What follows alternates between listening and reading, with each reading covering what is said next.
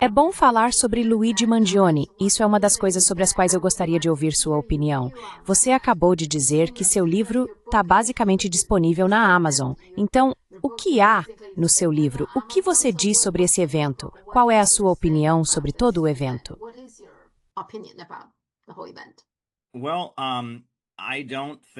Bem, eu não acho que atos isolados de terrorismo e violência vão garantir assistência médica para os americanos. E é muito estranho, porque muitas das vozes, as mesmas vozes que se opuseram às marchas pelo Medicare para todos e as chamaram de fascistas e supremacistas brancas, e que pediram para as pessoas não marcharem pelo Medicare para todos, as mesmas vozes que demonizaram o Jimmy Dore por pedir para forçar a votação. Ele só pediu para a AOC: apenas force uma votação sobre o Medicare para todos durante a pandemia. Essas mesmas vozes que disseram que não é aceitável fazer um procedimento parlamentar, que não é aceitável ter manifestações em massa por assistência médica, dizem que esse cara que cometeu, supostamente não sabemos,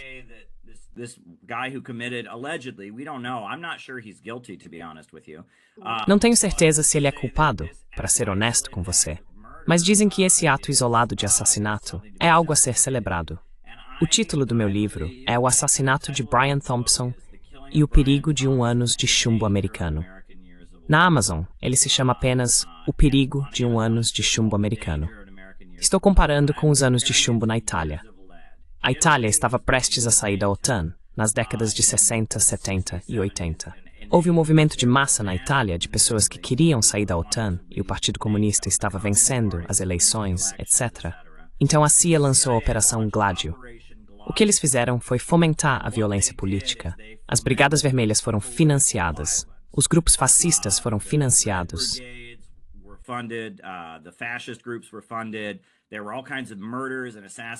Houve todo tipo de assassinatos e homicídios. E isso fez com que o público italiano ficasse desconfiado e simplesmente aceitasse permanecer na OTAN, meio que para se manter fora da política. Centenas de pessoas foram mortas. Centenas de pessoas foram baleadas nas pernas. Isso era meio que uma tradição na Itália vinda da máfia. Eles chamavam de capar as pessoas, onde as pessoas ficavam incapacitadas para o resto da vida ao serem baleadas nas pernas. E basicamente, a mensagem foi passada. Se você se envolvesse politicamente, poderia ser morto, certo? E a população não conseguia distinguir quem estava de que lado, porque alguns dos fascistas eram contra a OTAN, outros eram a favor, e os comunistas matavam outros comunistas.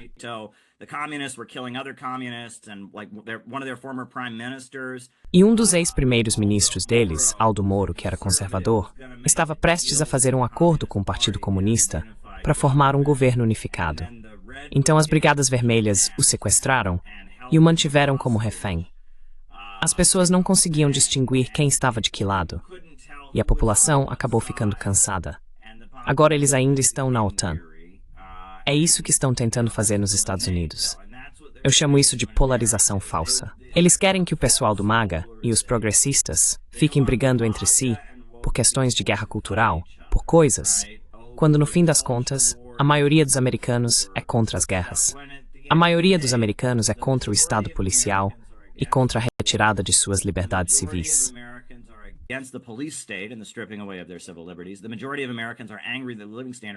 A maioria dos americanos está revoltada com a queda no padrão de vida. E, na verdade, é apenas uma pequena elite que capturou o controle da nossa política e está do lado oposto. Eles querem criar uma polarização do tipo: você está com o MAGA? Você é woke? Você é isso ou aquilo? E não permitir que nos unamos para exigir o que todos queremos, que é o fim das guerras, a proteção das nossas liberdades civis e o desenvolvimento econômico. Então, eles estão tentando fomentar uma cultura de violência política. É por isso que está acontecendo a romantização de Luigi Mangione. Quer dizer, estamos constantemente vendo assassinatos.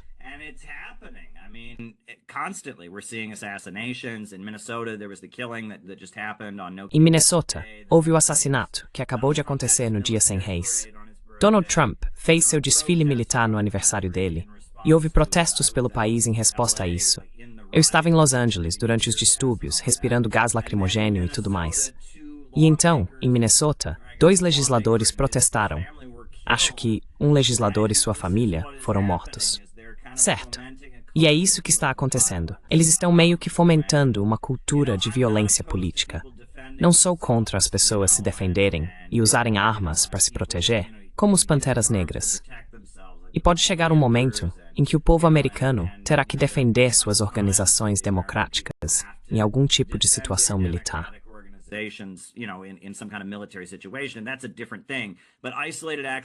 E isso é uma coisa diferente. Mas atos isolados de assassinato, bombardeio e morte tendem a ter o efeito oposto. Mao falou sobre isso, Lenin falou sobre isso, Marx falou sobre isso. Terrorismo, eles chamam de aventureirismo, putschismo, tem o efeito contrário. Isso meio que afasta as pessoas da política e dá ao governo uma justificativa para uma repressão de Estado policial. Não é bom. E não é só na Itália. Na Jamaica, nos anos 70, eles elegeram um presidente comunista, que era um grande indivíduo, e queria levar a Jamaica ao socialismo. E fizeram a mesma coisa na Jamaica. Fomentaram violência política com as gangues, com os assassinatos.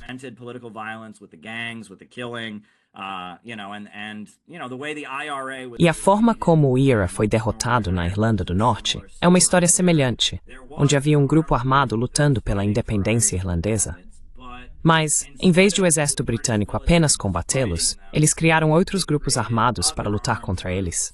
Eles financiaram os grupos protestantes e também criaram dissidências do IRA, que achavam que o IRA havia se vendido. Eles criaram tanta confusão e violência que as pessoas na Irlanda do Norte simplesmente se cansaram disso. No final dos anos 80 e início dos anos 90, houve marchas pela paz financiadas pelo Vaticano. As pessoas estavam simplesmente cansadas da matança. E é assim que a Irlanda do Norte ainda faz parte do Reino Unido. Essa é uma estratégia que eles usam, criar uma cultura de violência confusa e assustadora para manter o status quo. Resposta longa, mas eu precisava explicar porque sou totalmente contra celebrar o suposto crime de Luigi Mangione.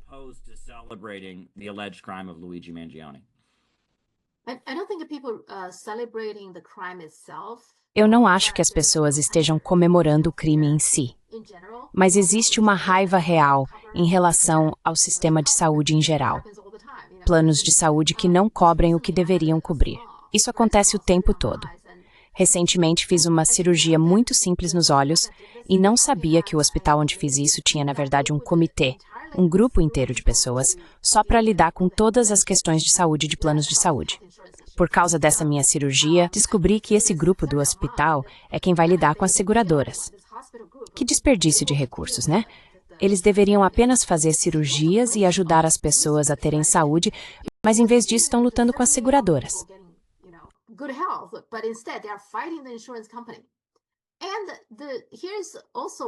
E também não podemos ignorar o que aconteceu depois. A United Healthcare realmente passou a cobrir muitos casos que antes negava, a ponto de agora, pelo que sei, eles estarem sendo processados por alguns acionistas ou algum grupo que alega que estão pagando demais em coberturas. Então isso fez diferença no caso dessa empresa em particular, a United Healthcare. Eles estão mudando, o comportamento deles está mudando por causa desse evento. Vamos ver como esse processo termina. Mas, de qualquer forma, não acho que as pessoas estejam comemorando o assassinato em si, mas as pessoas estão muito revoltadas e querem algum tipo de responsabilização, porque não acho que haja qualquer responsabilização para seguradoras de saúde que não pagam a cobertura que deveriam pagar. Acho que há muita raiva em relação a isso e não há uma boa solução, não há responsabilização. Veja, é aí que está o problema.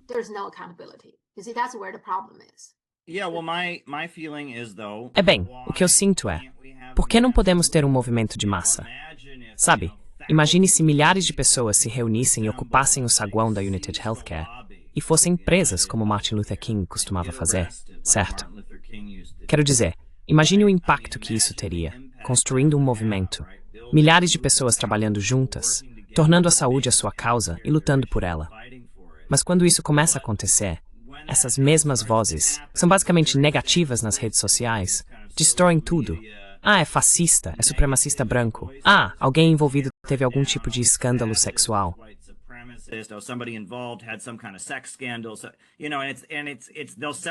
Então, sabe, eles comemoram um ato isolado de violência, porque isso leva a essa mentalidade de as coisas não estão melhorando, mas pelo menos outra pessoa se ferrou, certo? E esse simplesmente não é um jeito produtivo de enxergar as coisas. Não discordo de nada do que você disse sobre a indústria da saúde. É um roubo. Pagamos 10 vezes mais do que outros países por um atendimento pior. Quero dizer, é ridículo, sabe? E estamos definitivamente sendo roubados.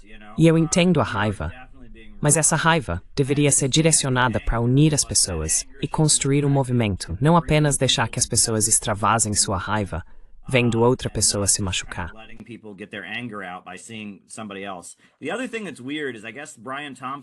Outra coisa estranha é que, pelo que entendi, o próprio Brian Thompson tinha concordado em testemunhar diante de um comitê do Congresso sobre uso de informação privilegiada, e as pessoas estão questionando se isso foi apenas um caso interno, se foi tipo uma execução. Queriam que ele ficasse calado, que não falasse, ou algo assim. Eu tenho dúvidas sobre a culpa do Luigi. E também é muito estranho que todo mundo já esteja declarando ele culpado. Não sabemos se foi ele quem fez isso. E se ele é tão genial a ponto de mandar fabricar as balas de um jeito específico, chegar até Manhattan, atirar no cara, sair da cidade, fugir, chegar até Altoona, na Pensilvânia, e aí querem que acreditemos que ele é tão burro a ponto de deixar a arma em cima da mesa e o manifesto dele lá no McDonald's. Tipo, foi esse cara. Tem algo errado nesse caso.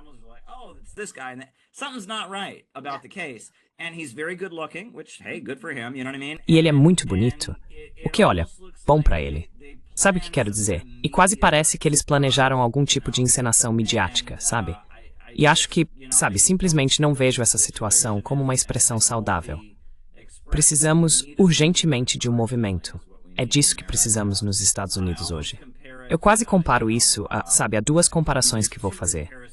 Uma é quando Mao, em 1927, disse em sua investigação da província de Hunan que os camponeses vão se levantar como uma tempestade poderosa e se não marcharmos à frente deles e os liderarmos, eles vão passar por cima de nós. Certo? É isso que está acontecendo nos Estados Unidos. A crise está se intensificando e precisamos construir um movimento.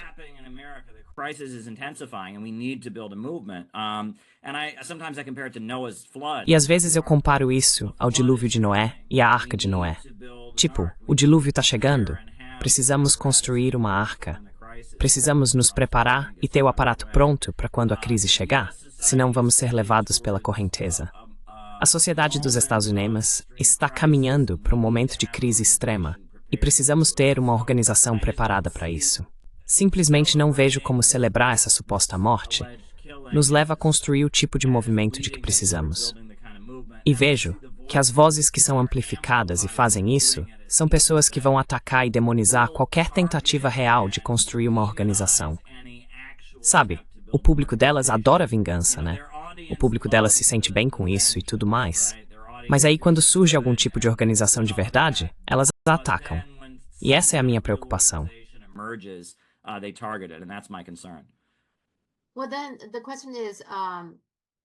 Bem, então a questão é, Nova York acabou de eleger Zohran Mamdani nas primárias democratas. Você acha que essa é a solução?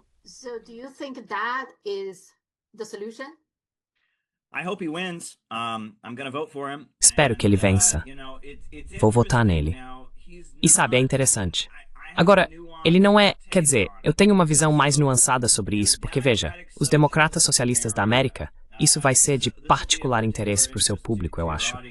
Os democratas socialistas da América foram formados no final dos anos 70, tipo em 78 ou 79. Originalmente era o Comitê de Organização Socialista Democrático. E o que foi criado pela CIA. Michael Harrington, que foi o fundador, tinha trabalhado no Departamento de Estado dos Estados. Gloria Steinem, que foi a voz do feminismo americano, sempre se gabou de que a CIA fez dela o que ela é. Irving Howe era um intelectual trotskista que foi financiado pela CIA, pela revista Partisan Review. Ele era tipo o intelectual marxista deles, que era anticomunista.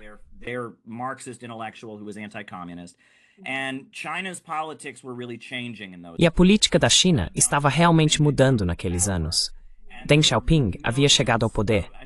E havia não devo dizer milhões, mas centenas de milhares de americanos que eram comunistas maoístas, que tinham participado do novo movimento comunista e estavam tentando formar um novo partido comunista.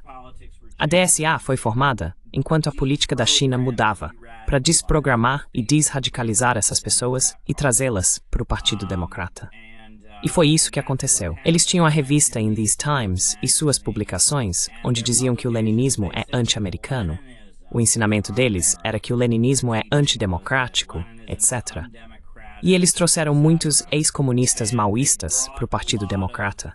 E é por isso que você sabe como a Fox News costuma dizer, fulano é maoísta. Fox News will talk about, oh, so-and-so is a Maoist, like Margaret Chin, who's on the city council here. Sabe como Margaret Chin, que está no Conselho Municipal aqui em Nova York, uma sino-americana, ela faz parte do Conselho Municipal de Nova York. Ela foi líder do Partido Comunista dos Trabalhadores de Nova York. E agora ela é apenas uma democrata comum. Ela é até pró-Israel. Ela nem faz parte da DSA, é só uma democrata comum. Mas ela fez parte disso.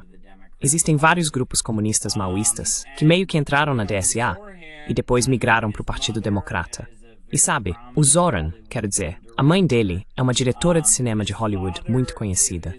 O pai dele é de Uganda. Ele cresceu em Uganda.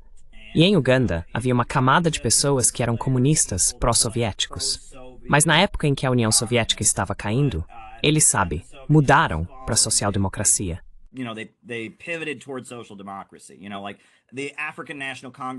Sabe, o Congresso Nacional Africano da África do Sul era originalmente um grupo comunista, certo? A SWAPO na Namíbia, na maior parte do sul da África, os grandes partidos que eram contra o colonialismo eram grupos comunistas. Mas à medida que a União Soviética estava caindo, eles se voltaram para o Partido Trabalhista da Grã-Bretanha e para a Segunda Internacional. E é daí que vem o Zoran. É por isso que o nome do meio dele é Kwame. Ele foi nomeado em homenagem a Kwame Nkrumah, o líder comunista africano de Gana, certo? E esse é o histórico dele. E sabe, a família dele é bastante rica.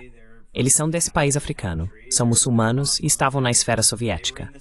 E à medida que a União Soviética estava caindo, eles estavam com a facção do Gorbachev, que se voltou para a social-democracia. Eles têm bastante dinheiro.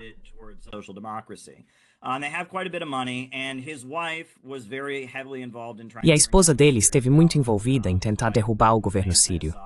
A esposa dele era uma ativista anti-Assad. Sabe, ele vem de uma família africana realmente muito rica e proeminente, que é muçulmana e tudo mais. E ele é pró-Palestina. A questão é que o motivo pelo qual eu apoio é porque não se trata dele, é sobre o que ele representa. Ele é muçulmano, se declara socialista. E a pior facção no campo do Trump está em Nova York. São os proprietários sionistas de imóveis. Existem muitas empresas em Nova York que possuem imóveis e que, na verdade, têm sede em Israel. Eles não são judeus, são israelenses, certo? Não é porque são judeus, então, por favor, não me entenda mal.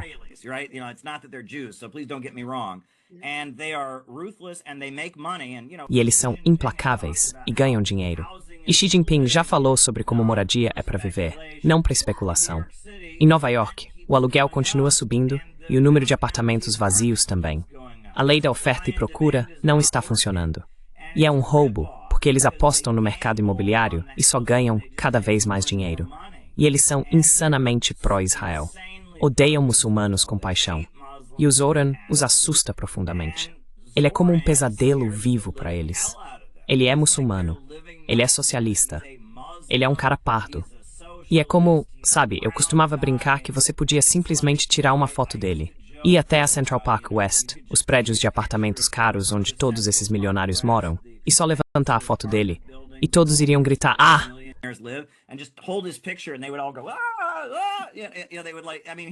Quero dizer, ele é exatamente o pesadelo deles. E eu sinto que a ala principal do Partido Democrata, normalmente eles não aceitariam alguém como o Zoran. Eles diriam, bem, ele não é o candidato de verdade, e o Cuomo vai concorrer contra ele, e o Cuomo provavelmente vai receber o apoio da ala principal do Partido Democrata. Mas eles estão parabenizando ele, Chuck Schumer e outros, porque estão se divertindo com isso. Eles estão tão irritados com aquela facção ultracionista do setor imobiliário dentro do Partido Democrata que está nos empurrando para uma guerra com o Irã e permitiu que o Trump chegasse ao poder. eles também não gostam do Trump. Então, sabe, eu acho que o Partido Democrata está se divertindo. I think that the Democrat Party is having fun, and this is also a threat. This is the Democrats saying, look, E isso também é uma ameaça. Isso é os democratas dizendo, olha, vocês realmente querem forçar essa situação, né? A gente poderia deixar o socialismo decolar de verdade, se quisesse. Se vocês realmente quiserem brincar, vocês têm seus grupos de extrema-direita, seus neonazistas e suas milícias. Nós podemos fazer o socialismo acontecer de verdade, se quisermos. Então tipo, sabe, se você tá numa briga de facas, e você tem uma faca, mas aí seu oponente pega uma arma, então você também tem que pegar uma arma. É mais ou menos assim.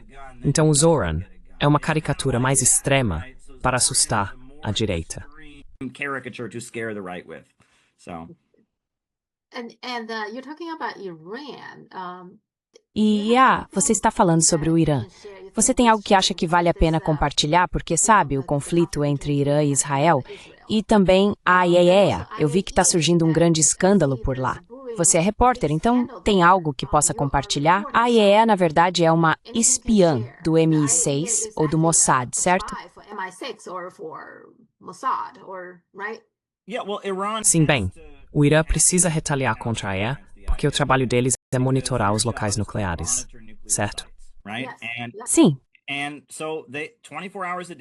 E assim, 24 horas por dia, todos os locais nucleares no Irã são monitorados pela IAEA. E antes de tudo, é por isso que o Irã não está fabricando uma bomba atômica.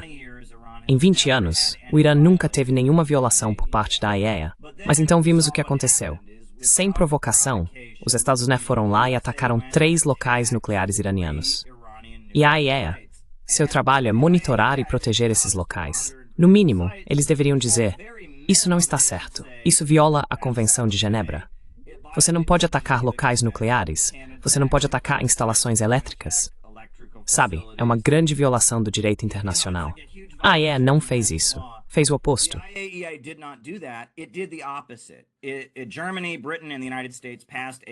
Alemanha, Reino Unido e Estados Unidos aprovaram uma resolução em que esticaram a definição para dizer que de alguma forma o Irã era culpado. Eles tecnicamente não quebraram nenhuma das regras, mas talvez meio que tenham quebrado. Então, basicamente justificaram esse ataque ilegal dos Estados Unidos.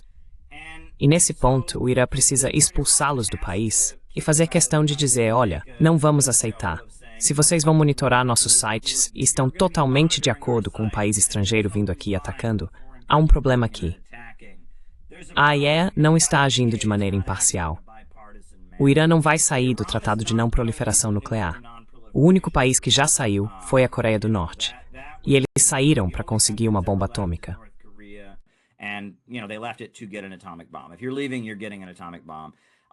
Se você está saindo, está recebendo uma bomba atômica. O Irã não está tentando obter uma bomba atômica, mas você sabe, eles têm o direito à energia nuclear pacífica. E em troca dos Estados Unidos admitirem isso por escrito em 2015, eles abriram mão de quase todo o seu programa de energia nuclear pacífica. E então as coisas pioraram para eles. Qasem Soleimani foi morto, e agora essa situação mais recente. Então o Irã precisa tomar alguma medida para responder a isso. E Trump, é interessante, porém. Notei que Trump continua insistindo que destruiu completamente a capacidade nuclear do Irã, que eles não conseguirão voltar ao que eram por pelo menos 2 anos. Isso não é verdade.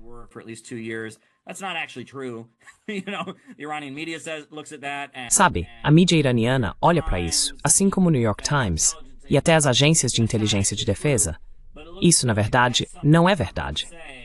Mas me parece que isso é algo que o Trump pode dizer para evitar tomar medidas futuras, tipo, eu já destruí, então não há necessidade de fazer mais nada. E agora há generais do Pentágono apoiando Trump nisso, dizendo, sim, nós vimos, nós conseguimos. E todo mundo fica tipo, não, vocês não conseguiram, não conseguiram. Mas se eles destruíram, então fica muito difícil justificar atacá-los novamente. Então, sabe, é tudo muito estranho. Acho que Trump e muita gente do grupo dele, na verdade, não querem ir à guerra com o Irã. Mas Netanyahu e a facção dele realmente querem ir à guerra com o Irã.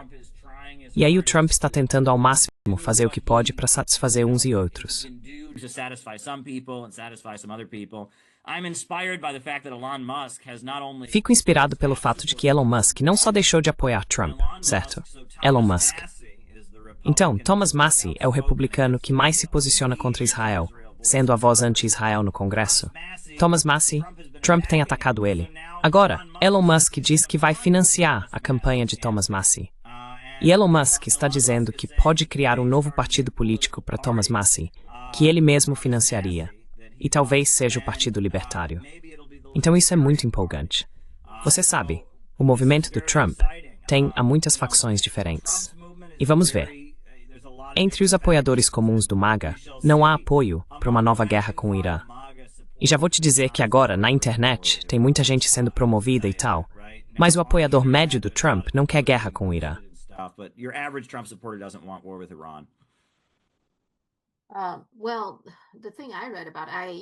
Bem, o que eu li é que eles realmente repassaram informações sobre o local das instalações nucleares iranianas e dados das famílias de alguns cientistas, incluindo os endereços residenciais, para Israel. E é por isso que tantos cientistas nucleares foram mortos. Quero dizer, se isso for verdade, não vejo sentido em existir a IAEA. Como é que qualquer país pode confiar na IAEA?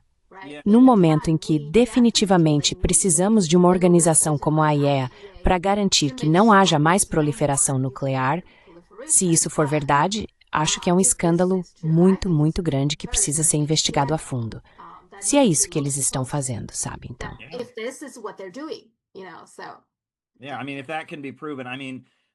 Sim, quero dizer, se isso puder ser provado, digo, já sabemos há muito tempo que aqueles inspetores de armas foram infiltrados por serviços de inteligência durante a guerra do Iraque. Isso foi um grande problema. E você sabe, Hans Blix e tudo aquilo. E depois a OPAC, certo? Eles já foram pegos falsificando resultados por motivos políticos. A Rússia vazou os e-mails que mostravam que os cientistas deles estavam realmente dizendo não podemos provar isso. E eles disseram, bem, vamos dizer assim mesmo para incriminar o governo sírio. E é isso. A grande conta para o Bill. Ok, então qual é a sua opinião sobre isso? Parece um projeto de lei bem horrível. Não há nada que possamos fazer a respeito, né? Sim, privatizações, cortes nos gastos sociais. Quero dizer, sim, isso não é bom. Mais verbas para o ICE. O Trump está fortalecendo o ICE como seu próprio setor do Estado, certo? Porque ele não confia no FBI ou em algumas das agências de inteligência. Então, ele está fortalecendo o ICE como se fosse sua própria força militar. E parece que é isso que está acontecendo ali. Isso é interessante. E sabe, é por isso que os democratas são muito contrários ao ICE, etc. O ICE é basicamente do Trump. Sabe, eles são leais a ele. É composto por pessoas que são leais ao Trump.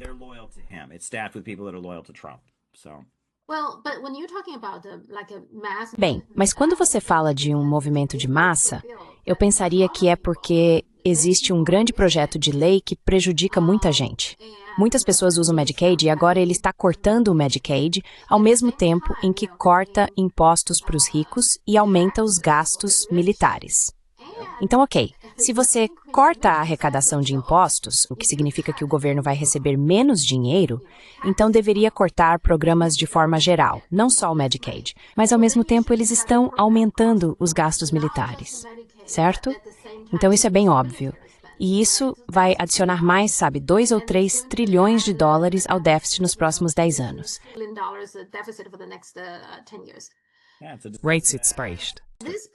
Neste momento, você não acha que é aí que o movimento deveria estar?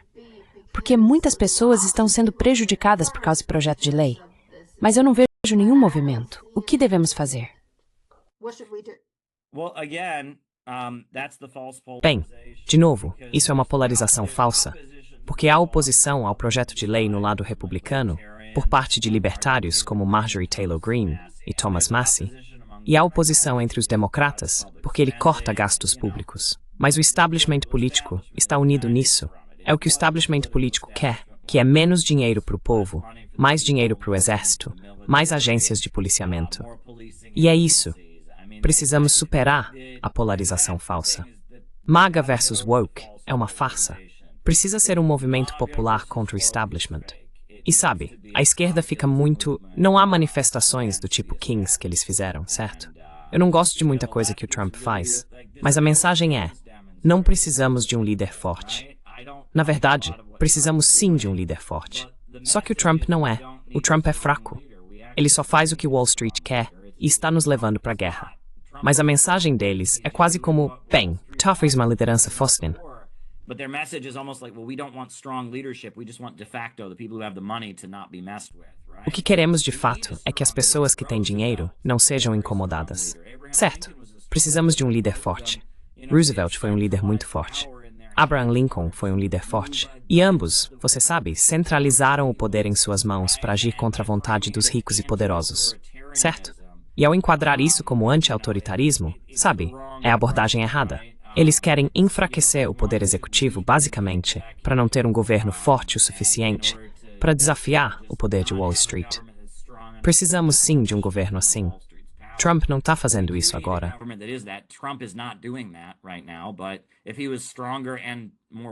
Mas se ele fosse mais forte e mais disposto, provavelmente conseguiria. E você sabe, eles têm a abordagem errada. Deixe-me colocar dessa forma. É por isso que a mídia dos Estados Unidos criou toda essa narrativa sobre ditadores ao redor do mundo. Se há um líder forte que está conduzindo o país para romper com a dominação ocidental, eles o chamam de ditador porque têm medo do poder popular centralizado. Eles querem apenas uma espécie de governo de fato. E veem o Trump como alguém que pode desafiar isso, mesmo que ele não o faça. E essa é a mensagem dos 100 reis. Isso é liberalismo. Essa é uma mensagem liberal. Então não há nada de errado em ter um líder popular.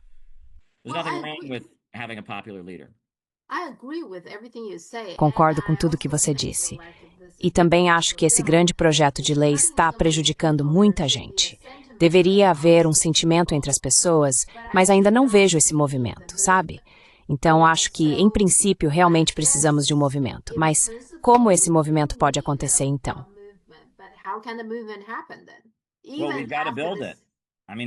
Bem, nós temos que construí-lo.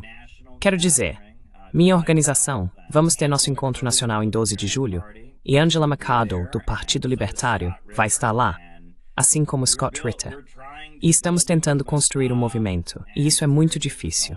É por isso que fico frustrado com diferentes vozes por aí, porque precisamos urgentemente de um movimento, certo?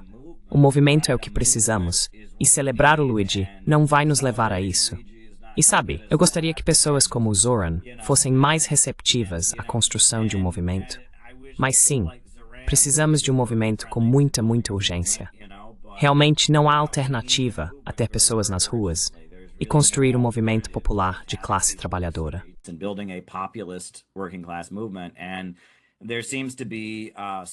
E parece haver tanta relutância por parte dos que estão no poder em fazer isso acontecer.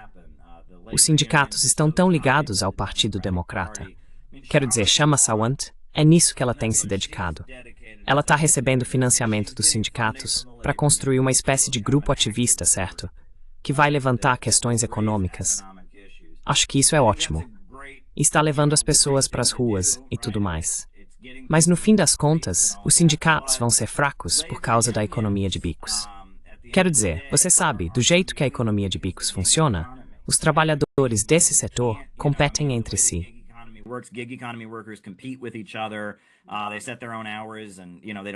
Eles definem seus próprios horários. E sabe, eles não trabalham, mal se veem. O modelo de trabalho está um pouco ultrapassado. Mas precisamos de organizações comunitárias populares, como os conselhos de desempregados que o Partido Comunista costumava ter, ou o que você vê em países anti-imperialistas, onde nos bairros existem associações de pessoas fortemente envolvidas.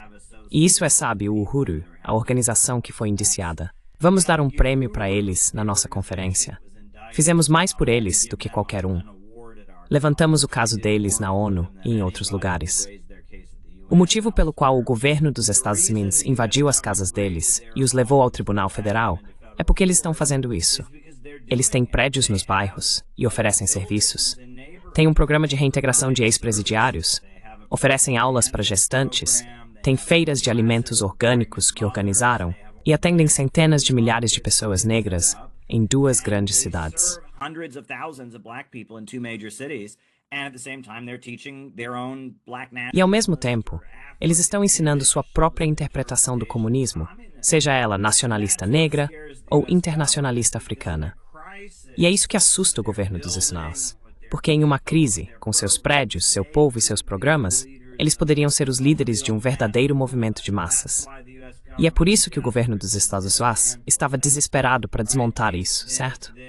As forças do anti-imperialismo precisam se estabelecer nos Estados Unidos. É isso que precisa acontecer. E isso vai acontecer. E muitas pessoas nos Estados Unidos, até mesmo pessoas ricas, provavelmente se beneficiariam disso. O Partido Comunista falava sobre uma coalizão antimonopolista.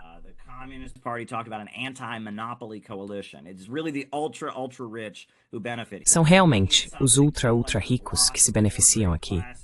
E precisamos de algo parecido com o bloco das 4 grandes classes na China.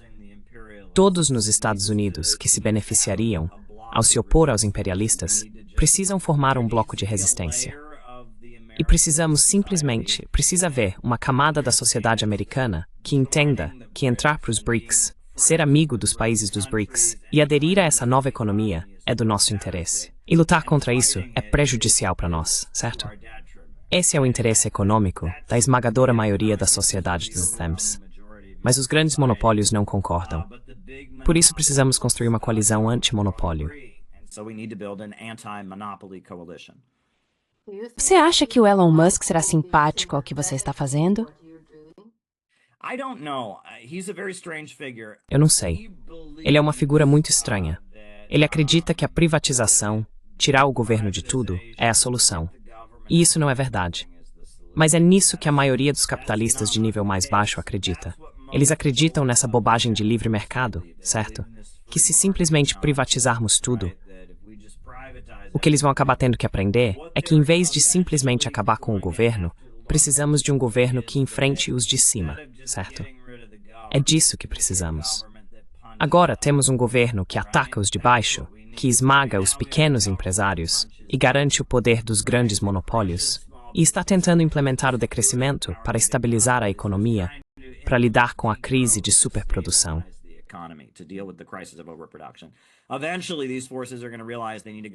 Eventualmente, essas forças vão perceber que precisam de um governo que enfrente os de cima. E também vão perceber que o motivo pelo qual essa nova economia está surgindo ao redor do mundo é por causa de governos anti-imperialistas. O governo chinês surgiu de uma revolução anticolonial e é por isso que consegue desenvolver seu povo. E é o mesmo para o governo iraniano, o mesmo para a Rússia. Esses governos que surgem de lutas anticoloniais, esses estados populares, criam as bases para estabilizar e são muito favoráveis aos pequenos empresários.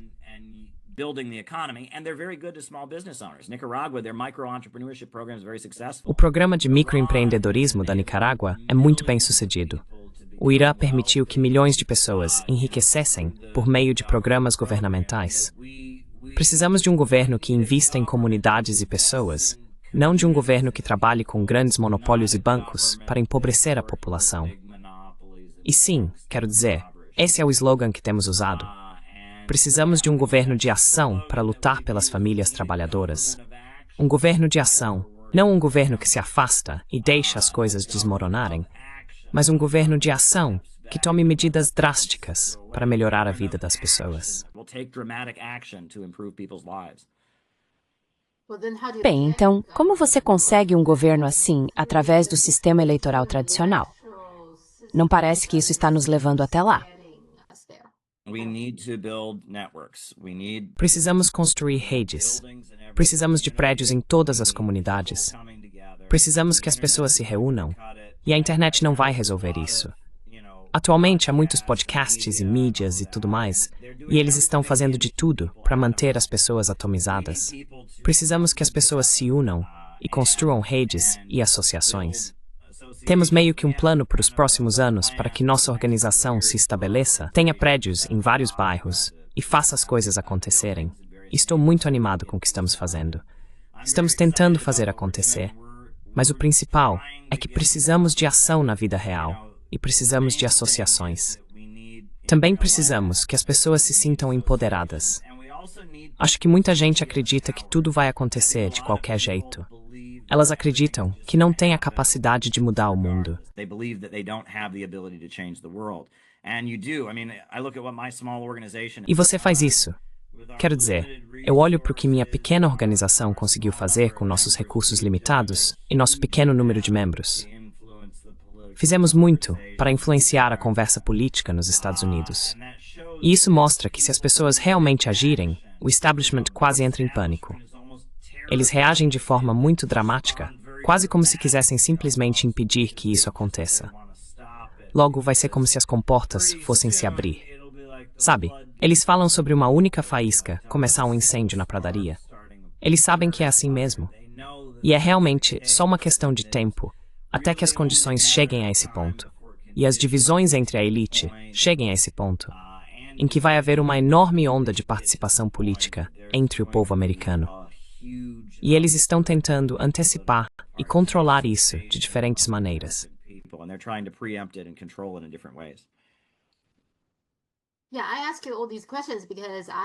Sim, eu te faço todas essas perguntas porque meu público sempre me pergunta o que está acontecendo com o movimento comunista nos Estados Unidos.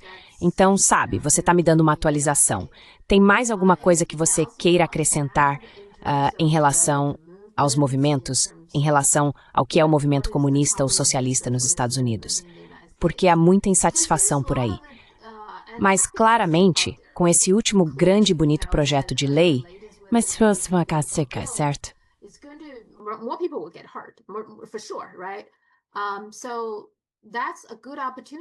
Então, eu imagino que isso seja uma boa oportunidade para as pessoas, pelo menos, serem mais receptivas a esse conceito de comunismo ou socialismo, eu acho. E, em particular, os jovens de hoje, eu vejo cada vez mais jovens que não têm medo dessa ideia de comunismo ou socialismo.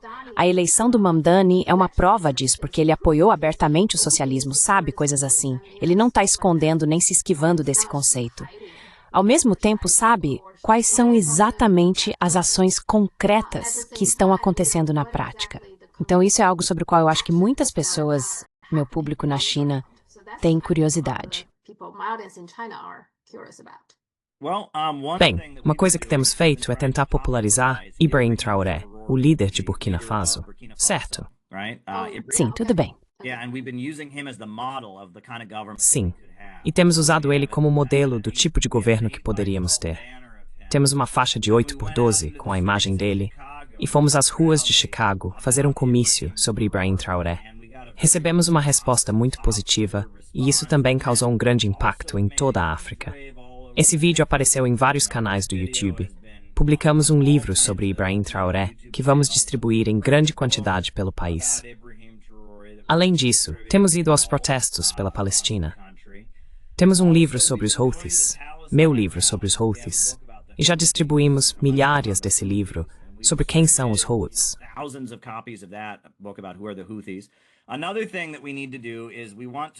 Outra coisa que precisamos fazer é lançar uma campanha para combater a violência política, porque a violência política é o que leva as pessoas a ficarem desmoralizadas e as afasta da luta.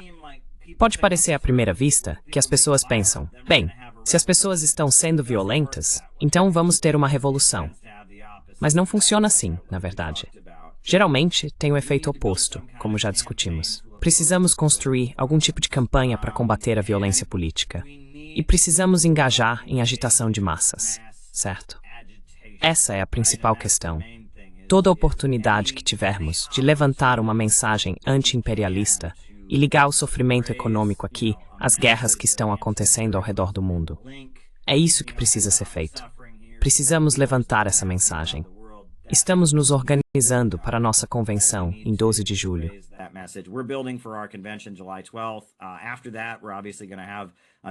Depois disso, obviamente vamos ter uma reunião e decidir para onde vamos a partir daí. Neste momento, temos uma boa rede de pessoas em Los Angeles, uma boa rede de pessoas em Minneapolis e em Chicago. Estamos meio que testando nossa força para ver o que podemos fazer. Vamos realizar um evento muito grande em Chicago. Depois vamos avaliar onde estamos e seguir em frente. Mas sim, o principal é popularizar Ibrahim Traoré e mostrar que tipo de governo poderíamos ter. além de nos opor ao apelo da violência política, que está sendo amplamente, você sabe, romantizada na mídia americana, agora com o objetivo de desradicalizar e criar um sentimento de cansaço, etc., entre a população, para que simplesmente aceitemos as coisas, entende? Tornar as pessoas conscientes do seu poder e construir redes de pessoas que possam realizar operações juntas.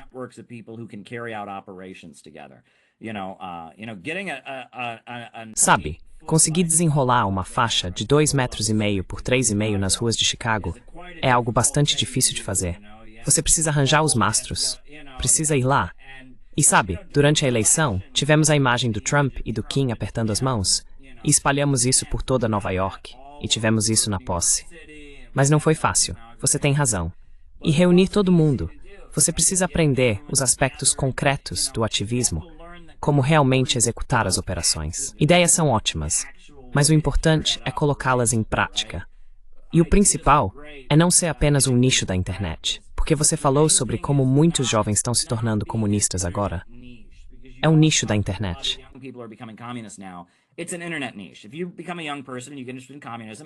Se você é jovem e se interessa por comunismo, isso acontece muito. Esse era eu estava à frente do meu tempo, uma geração à frente. Mas agora é algo realmente comum.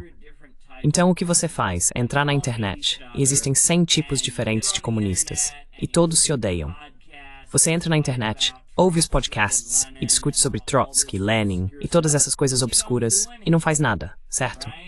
Isso acaba virando um tipo de jogo intelectual. Bem, em vez de focar em ter o tipo exato de comunismo, onde nós somos os bons comunistas e eles são os maus, e brigando na internet, precisamos reunir pessoas que talvez não concordem em tudo, mas que possam trabalhar juntas e transmitir uma mensagem.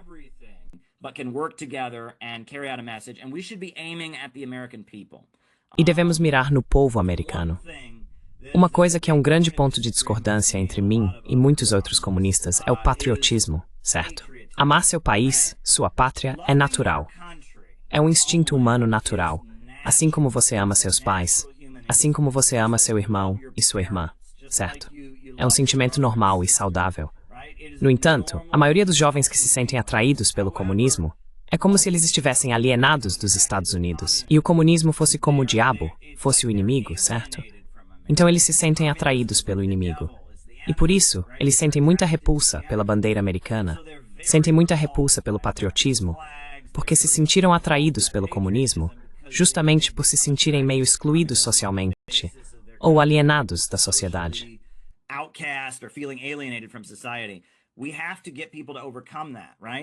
Temos que fazer as pessoas superarem isso. O comunismo chegará à América com base no amor ao país. As pessoas farão isso porque amam seu país. E precisamos construir um movimento que não transmita uma vibe de hostilidade contra o país, mas sim contra o sistema. Devemos enxergar os imperialistas como traidores do país, porque nosso país está desmoronando enquanto eles se concentram em construir seu sistema e dominar o mundo. Precisamos mudar essa vibe. É por isso que estamos lá fora com grandes bandeiras americanas. Estamos lá fora falando sobre como precisamos de um governo de ação para lutar pelas famílias trabalhadoras. E usamos a expressão famílias trabalhadoras, porque se você diz classe trabalhadora, as pessoas acham que isso é uma palavra de ordem marxista.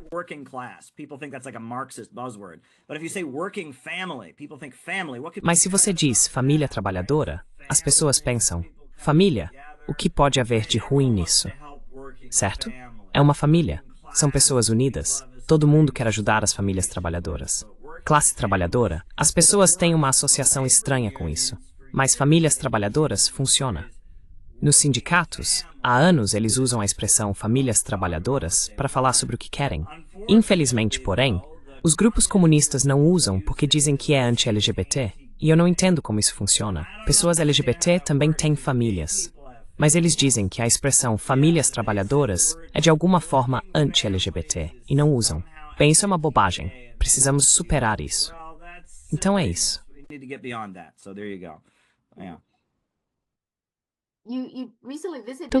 Você visitou Pequim recentemente. Você foi só para Pequim? Sim. Certo. O que você pode nos contar sobre sua viagem e quais são suas impressões de Pequim? Uau! Bem, antes de tudo, vou dizer que a comida na China é incrível. Mas são muitos tipos diferentes de animais, né? Você come muitos animais diferentes. E sabe, a hospitalidade chinesa, é que eles querem colocar muita comida na sua frente. É assim que funciona. E sabe, você pede um peixe, e eu espero que vão me trazer um prato, mas eles trazem um prato enorme com o peixe inteiro. E pronto, tá aí. Sabe o que quero dizer?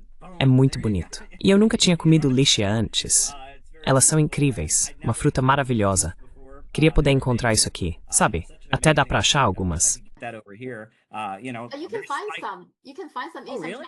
Você pode encontrar em alguns lugares.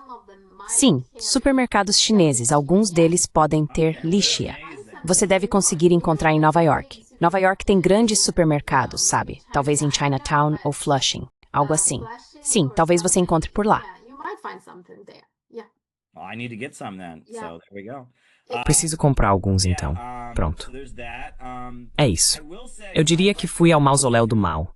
E o que achei interessante foi que, você sabe, o Mao enfatizava muito, especialmente durante a Revolução Cultural, a questão do ateísmo, do materialismo.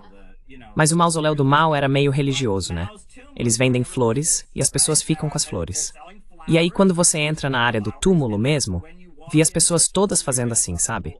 Achei curioso. Foi tanto como Mui se sentiu a isso, e surdo teu.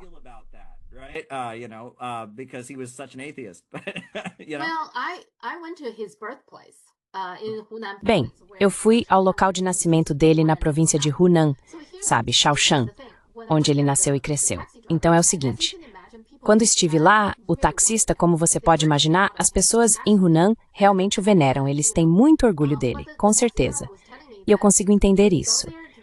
Mas o taxista me disse que, quando você vai lá visitar, você pode levar flores, mas não pode se ajoelhar lá. Eles deixam bem claro que ele não é Deus, eles não querem divinizá-lo. Ele é um ser humano, cometeu erros. Acho que é amplamente aceito que ele cometeu alguns erros, mas ainda assim ele é o fundador da China moderna. Da China de hoje, da nova China. nonetheless, the founder of the modern China, today's China, the new China, and he had been contributed to China's rise. E ele contribuiu enormemente para a ascensão da China. Quero dizer, tudo isso é reconhecido, mas no fim das contas ele é um ser humano, cometeu erros. Por isso, eles não permitem, eles realmente deixaram muito claro, você não tem permissão para se ajoelhar ali. Esse é o limite.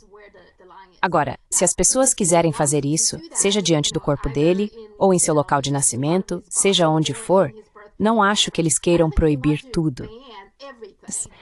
Acho que muito disso está acontecendo de forma voluntária. As pessoas querem fazer isso. Muitas pessoas cultuam coisas diferentes. Na China, na verdade, há muitos deuses diferentes. Mesmo dentro do templo, no templo, os budistas têm vários tipos diferentes de deuses.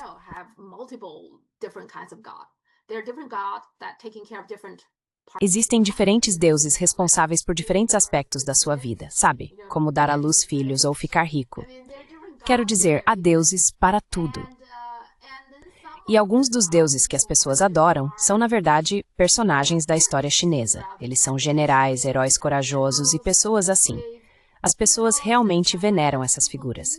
Então, Mao pode ser considerado por algumas pessoas como um desses personagens. E é por isso que as pessoas fazem esse tipo de coisa para adorá-lo. E isso é totalmente aceitável. Não acho que o governo incentive isso. Mas o governo também não quer interferir dizendo que você não pode fazer isso. Mas é aí que eles traçam o limite. Você não se ajoelha ali. Veja, é aí que eles traçam o limite.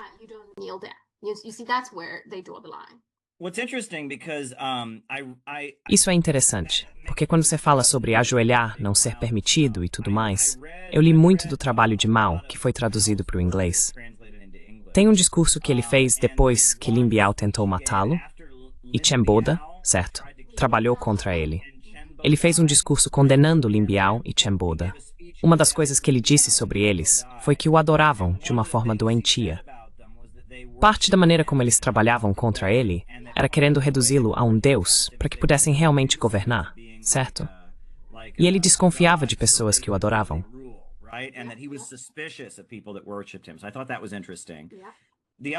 Então eu achei isso interessante.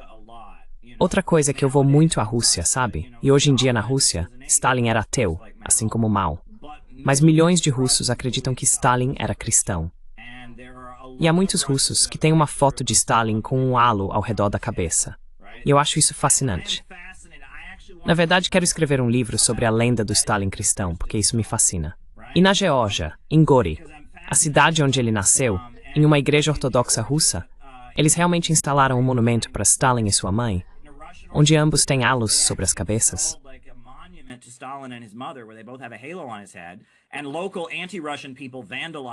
E pessoas locais anti-Rússia vandalizaram isso. E tem toda uma história sobre isso. Acho muito interessante.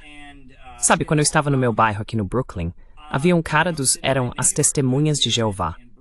Eu os vi na rua, certo? Um grupo religioso. E eles tinham um idioma que eu não reconhecia, as letras. Então fui até eles e perguntei que idioma é esse. Era georgiano, certo? Os georgianos não usam o alfabeto cirílico. Então pensei, quer saber? Vou perguntar para eles sobre a lenda do Stalin cristão. E era um cara de 20 anos que tinha acabado de se mudar da Geórgia para cá.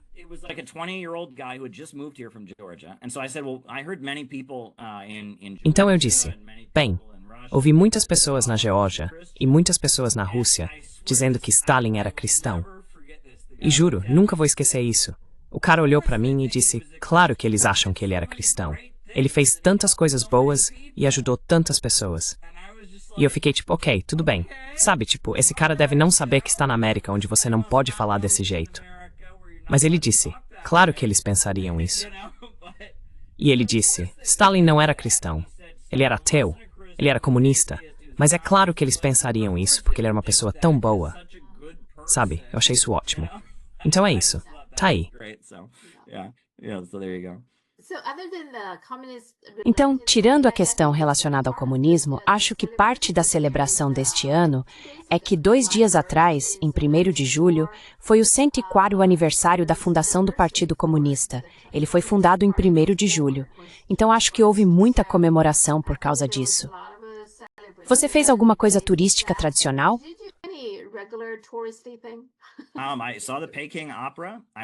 Eu assisti à Ópera de Pequim. Fui a um show de acrobacias. Fui à Grande Muralha da China e gostei de tudo, caminhar pela Grande Muralha.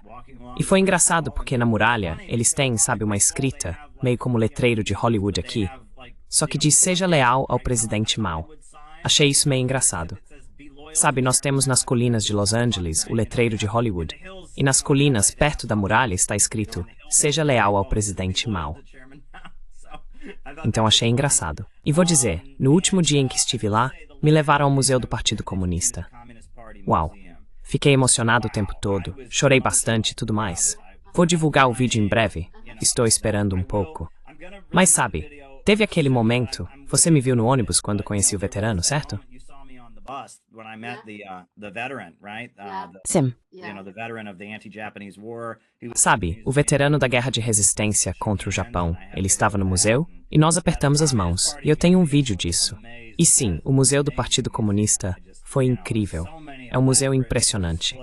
Havia tantas exposições elaboradas. Fiquei muito emocionado em vários momentos. Foi simplesmente incrível estar ali e ver tudo aquilo. Achei ótimo. Então, sim, adorei o Museu do Partido Comunista. E eu entendo que todo membro do partido tem que ir lá, tipo, uma vez por ano ou algo assim. Eu não sei. Nunca estive lá? Talvez da próxima vez eu vá. Parece um lugar interessante para visitar. É tudo muito novo, né? E não é como se você pudesse entrar direto da rua. Você tem que entrar nesse shopping, e aí subir as escadas rolantes até o Museu do Partido Comunista. E são vários andares. Tem um andar sobre a fundação, e vai subindo até... E aí tem um andar para... Depois tem Deng Xiaoping, e depois tem cada presidente, como Hu Jintao e Jiang Zemin. E você sabe, Xi Jinping. E o Xi Jinping Quero dizer, nos Estados Unidos houve muita histeria quando ele assumiu, tipo, esse cara é novo, sabe? E ele claramente está revalorizando a parte do comunismo. Isso ficou muito claro, né? Que ele está realmente reforçando essas coisas. Digo, Hu Jintao e Jiang Zemin tiveram seu reconhecimento? Não é que eles não tiveram. Mas acho que as exposições deles eram mais sobre as Olimpíadas e o programa espacial e não eram tão intensas, sabe? Mas quando chegava no Xi Jinping, era tipo, agora vai, sabe? Então é isso. É.